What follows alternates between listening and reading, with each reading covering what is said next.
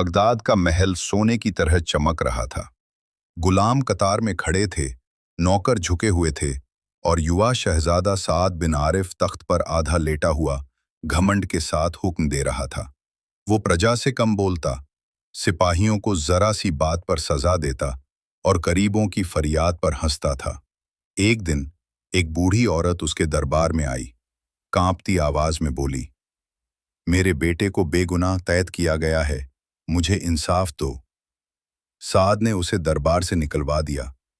औरत ने जाते जाते कहा, कल जब तुम इंसाफ मांगोगे तब शायद बहुत देर हो चुकी होगी।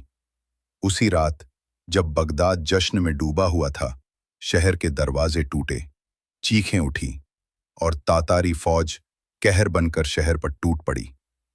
साद के सारे सिपाही मारे गए, उसे जंजीरों में बांध लिया गया, मगर असल आजमाइश तो अब शुरू होनी थी। उससे उसके कपड़े छीन लिए गए, उसे जानवरों की तरह एक पंक्ति में खड़ा कर दिया गया, उसे कोड़े मारे गए, उसके जिस्म पर जलते हुए लोहे के निशान लगाए गए। कई दिनों तक उसे भूखा रखा गया, खंड में नंगे फर्श पर सुलाया गया। एक दिन उसे एक जाना पहचाना चेहरा दिखा, वो बूढ़ी औरत का बेटा जो अब तातारी कबीले का नौकर था। उसने साद को पहचाना मगर कुछ नहीं कहा। कबीले के सरदार का बेटा बायान साद से नफरत करता था। वो साद को गंदा पानी पिलाता, उसके खाने में थूकता, उसे घोड़े से घसीटता और कहता, अब बता शहजादा कौन है। महीने बीते, साल गुजरे। साद अब न बोलता था न रोता था, वो सब सहता गया। फिर एक दिन एक बड़ा हादसा हुआ। सरदार का काफिला पहाड़ों में फंस गया। बर्फबारी और तूफान ने सबको घेर लिया। बायान भी वहीं फंस गया और उसकी सांसें टूटने लगी। अब साद के पास मौका था, वो चाहता तो उसे मरने देता, मगर उसने वैसा नहीं किया। उसने बायान को बचाया, उसे अपनी गर्म चादर दी, अपना खाना खिलाया। बायान की आंखों में आंसू थे और साद की आंखों में सुकून। सरदार ने साद को आजाद कर दिया, मगर साद ने कहा, मैं वापस जाकर बादशाह नहीं बनना चाहता, मैं इंसानियत सिखाना चाहता हूं। वक्त गुजरा, साद ने कबीले के बच्चों को पढ़ाया, जवानों को रहम सिखाया और जिनसे नफरत थी उन्हें अपना बना लिया। एक दिन वही बूढ़ी औरत जिसके बेटे को उसने कभी कैद करवाया था, उसके सामने आई।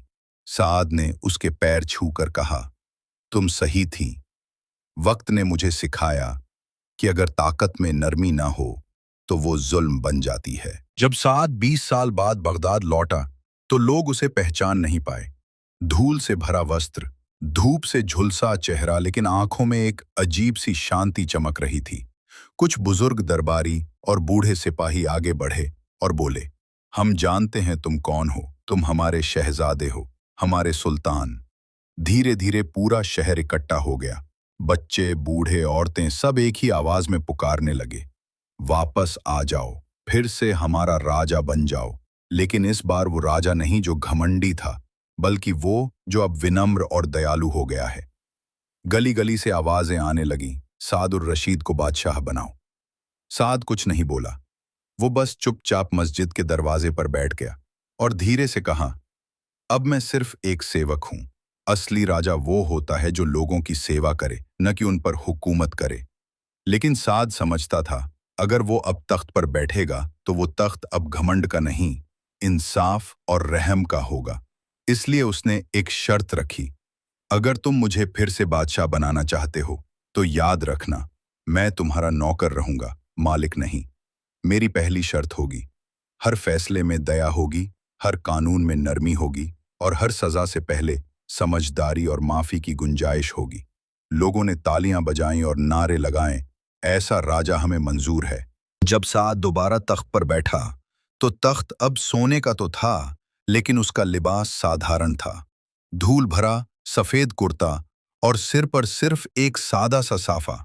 उसकी आंखों में अब घमंड की नहीं बल्कि गहराई की चमक थी, और उसकी जबान में वो पुराना आदेश देने वाला लहजा नहीं, अब उसमें एक ठंडी नरमी, सोच और समझदारी बस चुकी थी।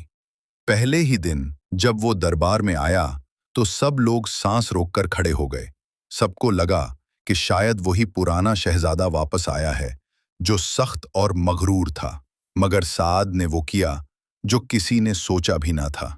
उसने महल के दरवाजे सबके लिए खोल दिए। अमीर गरीब मर्द औरत गुलाम सबको बुलाया।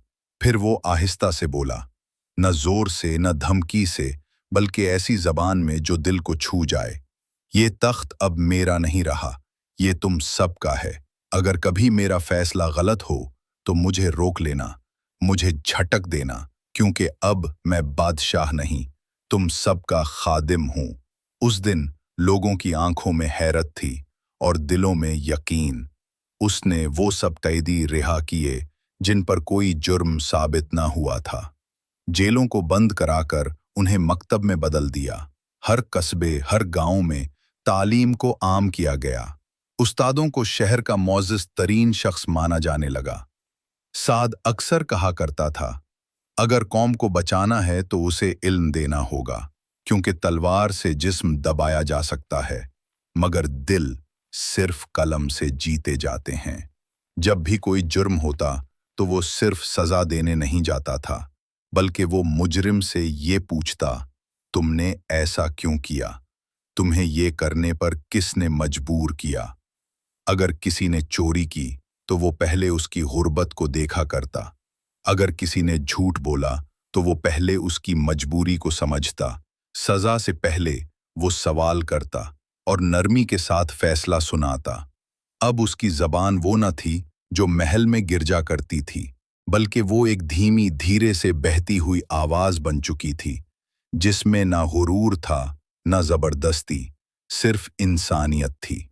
वो बच्चों के साथ बैठता, गरीबों से जमीन पर बैठकर बात करता, और जब दुआ मांगता तो लगता जैसे आसमान भी खामोश हो जाता। वक्त गुजरता गया और लोगों की जुबान पर सिर्फ एक बात थी, हमने बादशाह तो बहुत देखे, मगर ऐसा जो दिल से बादशाह हो, ऐसा सिर्फ एक ही होता है। साद जब वो बूढ़ा हुआ तो एक दिन सबको जमा किया और सिर्फ एक जुमला बोला, मैंने सीखा कि जो झुकता है वो टूटता नहीं, और जो दिल जीत लेता है उसे तख्त की जरूरत नहीं पड़ती। साल बीतते गए। साद अब बूढ़ा हो चुका था। उसकी आंखों में अब भी वही रोशनी थी, मगर चाल धीमी पड़ गई थी। लोग आज भी उससे सलाह लेते, इंसाफ मांगते और उसकी दुआओं को अपने सिर का साया समझते थे। एक दिन जब वो मस्जिद के दरवाजे पर बैठा था, सादगी से बात कर रहा था, तब एक शोर उठा। बगदाद के एक हिस्से में फितना भड़क गया। चंद पुराने दरबारी, जिन्हें साद की रहमदिली एक कमजोरी लगती थी, उन्होंने लोगों के दिलों में जहर घोलना शुरू कर दिया। वो कहते थे, दया से राज नहीं चलता, एक नर्मदिल राजा एक कमजोर सल्तनत को जन्म देता है। उसी रात साजिश रची गई। साद को चुपचाप मारने की कोशिश हुई। लोगों ने जान बचाई, मगर जख्म लग चुके थे। वो चंद दिन मस्जिद के हुजरे में लेटा रहा, खामोश, न कोई शिकायत न कोई दुख। फिर एक रात अजान के बाद वो हमेशा के लिए खामोश हो गया। सुबह जब लोगों को खबर मिली तो बगदाद की फिजा जैसे थम गई। किसी ने अजान रोक दी, किसी ने सिर झुका लिया, और वो राजा जो तख्त से नहीं दिलों से शासन करता था, अब मिट्टी में दफन हो चुका था। लेकिन कहानी यहीं खत्म नहीं हुई। साद का एक बेटा था जो दूर कहीं इल्म की तलाश में था। जब उसे पिता की मौत की खबर मिली तो वो बगदाद लौटा। ना आंखों में आंसू, न लबों पर शिकायत। वो शहर के बीच बैठा और सिर्फ इतना कहा, मेरे पिता ने कभी ताज नहीं मांगा था, उन्होंने कभी ताकत का दावा नहीं किया। आज मैं भी तख्त नहीं चाहता, मैं सिर्फ ये हक मांगता हूं कि मैं उसी मस्जिद की सीढ़ियों पर बैठ सकूं और वही बातें कह सकूं जो वो कहा करते थे। शहर में सन्नाटा छा गया। ना कोई कुर्सी आई, न ताज, न ऐलान। लोगों ने साद के बेटे को इसी मेहराब के पास बैठा दिया जहां साद बैठा करता था। वो भी वैसा ही बोला, धीरे, नरमी से और सच्चाई से। और इस तरह एक फकीर राजा की विरासत किसी महल में नहीं, बल्कि एक मस्जिद के साये में जिंदा रही। कई दिनों तक शहर में मातम पसरा रहा। लोग साद के मकबरे पर आते, दुआएं करते और फिर चुपचाप लौट जाते। लेकिन साद का बेटा, जो अब तक सिर्फ एक सादा इंसान था, उसे एक दिन एक सच्चाई का पता चला। उसे बताया गया कि उसके पिता की मौत कोई कुदरती वक्त नहीं थी, बल्कि उन्हें पीठ पीछे से एक खंजर मारा गया था। यह सुनते ही उसके चेहरे पर जो शांति थी, वो जैसे बुझ गई।